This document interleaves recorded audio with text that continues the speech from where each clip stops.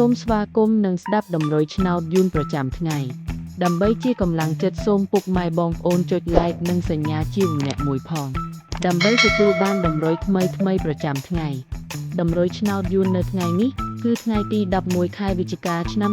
2025ដើម្បីកុំឲ្យខាតពេលយូរសូមស្ដាប់តម្រុយឆ្នោតពីadminមានលេខ67442955សម្រាប់ប៉ុស ABCD សម្រាប់លេខ OSAT មាន2គ្រាប់គឺ អូសខ្ទង់10និង50សម្រាប់3លេខគឺ admin មាន2គ្រាប់ផងដែរគឺមានលេខ